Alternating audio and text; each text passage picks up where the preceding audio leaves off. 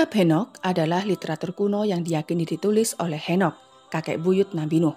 Beberapa kisah dalam kitab ini menjelaskan terbentuknya peradaban awal manusia yang sangat berbeda dengan pengetahuan manusia saat ini. Kitab Henokh dipercaya mengungkap misteri peradaban kuno yang hilang, suatu peradaban pertama yang maju dengan ilmu pengetahuan dari langit. Mengapa kitab Henokh menjadi kitab terlarang untuk dibaca? Siapakah Henokh dalam tradisi agama Samawi? Dan bagaimana Islam memandang kitab Henokh? Sebelum lanjut menikmati video ini, subscribe channel ini dan aktifkan lonceng notifikasinya agar kamu tidak ketinggalan informasi menarik dari kami. Henokh adalah tokoh penting dalam Abraham Religion atau agama Samawi. Dalam Alkitab, nama Henokh disebut 19 kali. Dalam agama Islam, Henokh memiliki nama Hanum yang dikenal sebagai Nabi Idris. Henokh dipercaya menuliskan sebuah kitab yang disebut dengan Kitab Henokh. Para peneliti modern menganggap bagian tertua kitab ini berasal dari sekitar tahun 300 sebelum Masehi. Dan bagian terakhir kitab ini berasal dari abad pertama sebelum Masehi. Kitab Henokh sendiri berbicara tentang berbagai topik seperti penciptaan manusia, kejahatan manusia, malaikat, dan penghakiman terakhir. Kitab ini juga memuat kisah tentang perjalanan Henokh ke surga dan penglihatannya tentang masa depan dunia. Kitab ini terdiri dari 5 bagian besar, kitab malaikat pengawas, kitab perumpamaan Henokh, kitab astronomi, kitab penglihatan mimpi, dan terakhir surat Henokh. Para ahli mempercayai bahwa 5 bagian ini pada awalnya merupakan tulisan-tulisan terpisah yang akhirnya dijadikan satu. Kitab Henokh sebenarnya memuat teks-teks keagamaan. Namun demikian, kitab Henokh tidak dijadikan sebagai salah satu kitab suci yang dapat dipercaya. Tradisi Kristen awal menganggap kitab Henokh bagian dari Alkitab. Akan tetapi, sejak Konsili Laodikia tahun 363 Masehi, kitab Henokh dikeluarkan dari kanon Alkitab Kristen. Di masa sekarang, kitab Henokh hanya diterima sebagai kitab suci oleh Gereja Kristen Ortodok Ethiopia, Gereja Ortodok Eritrea, dan Beta Israel. Dalam Konsili Laodikia, otoritas Gereja Roma mengibliskan kitab Henokh dengan menyatakan sebagai bidat, sesat, serta memerintahkan untuk membakarnya, sehingga menyebabkan musnahnya kitab ini dari peradaban. Alasan utama penolakan terhadap kitab ini dari peredaran. Alasan utama penolakan terhadap kitab Henokh adalah ajaran tentang para malaikat yang turun dari surga dan berhubungan seks dengan perempuan manusia. Dalam kitab Henokh ditulis para malaikat yang pada awalnya bertugas sebagai pengawas atau the watcher bagi manusia mulai tertarik dengan kehidupan di bumi. Hal ini terjadi ketika mereka melihat banyak wanita cantik yang lahir dari bangsa manusia. Para malaikat itu pun memutuskan untuk turun ke dunia sehingga mereka dijuluki dengan the fall of angel, malaikat yang jatuh. Hasil hubungan antara malaikat dengan manusia melahirkan manusia raksasa yang disebut dengan Nephilim. Nephilim adalah ras manusia kuat namun berperilaku buruk. Para raksasa ini kemudian membuat kerusakan di bumi, memperbudak manusia, dan menguras sumber daya alamnya. Kondisi demikian terjadi hingga zaman Nabi Nuh. Keadaan bumi yang demikian rusaknya membuat Tuhan harus menghapuskan makhluk-makhluk kecil dari muka bumi. Tuhan mengirimkan banjir besar yang menghapuskan mereka. Dalam tafsir kitab Henokh, keberadaan para raksasa sangat mempengaruhi sejarah peradaban kuno umat manusia.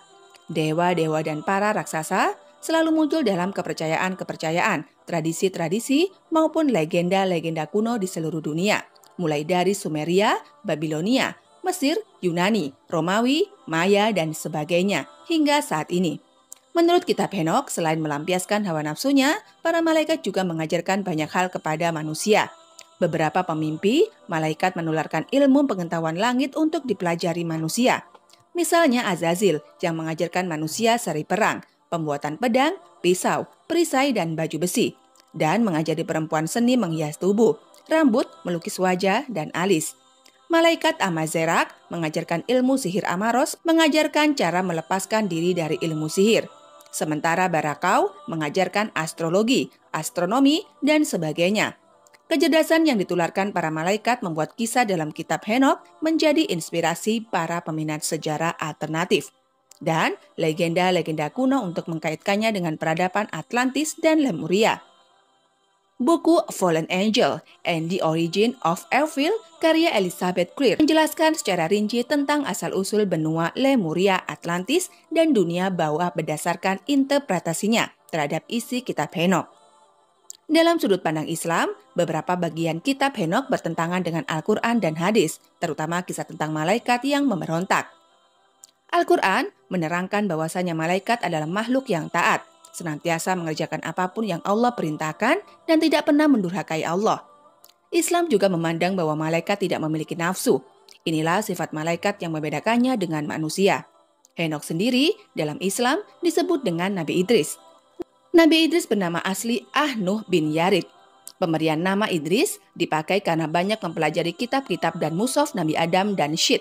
Kata Idris sendiri berasal dari bahasa Arab dars yang artinya pembelajaran atau mengajarkan. Melalui interpretasi makna nama, para ulama menyimpulkan bahwa Nabi Idris merupakan penemu teknologi awal. Nabi Idris adalah orang pertama yang mengenalkan tulisan serta membuat baju dengan benang. Manusia sebelumnya menggunakan kulit pohon atau binatang. Ibnu Katsir dalam kitab tafsirnya mengutip riwayat dari Ibnu Abbas bahwa Nabi Idris adalah seorang ahli dalam membuat pakaian. Sedangkan menurut catatan sejarah, temuan arkeologis berupa lempeng tanah liat dari Irak disebutkan kisah Raja Atrahasis dalam salah satu daftar Raja Sumeria. Atrahasis secara bahasa berarti sangat bijak. Raja ini dikisahkan hidup di masa sebelum banjir besar. Makna nama dan periode hidupnya memiliki kesamaan dengan Nabi Idris. Beberapa ulama menyebutkan Nabi Idris alaihissalam hidup sekitar tahun 453 hingga 4188 sebelum Masehi. Sezaman dengan peradaban Sumeria. Keterkaitan bangsa Sumeria dengan Nabi Idris semakin terlihat ketika beberapa penelitian membuktikan bangsa Sumeria telah mempelajari ilmu perbintangan. Untuk mengetahui masa bercocok tanam yang baik, bangsa Sumeria juga diketahui sebagai peradaban yang mengembangkan sistem aksara pertama. Dari kisah Nabi Idris, kita mengetahui perkembangan peradaban manusia. Didapatkan dari proses belajar manusia itu sendiri, bukan dari makhluk lain di luar bumi, seperti malaikat ataupun makhluk lainnya. Sebaliknya, justru manusia pertama yaitu Adam diberikan Allah pengetahuan yang lebih luas dibandingkan malaikat. Sebagaimana tertulis dalam Quran Surat Al-Baqarah ayat 33.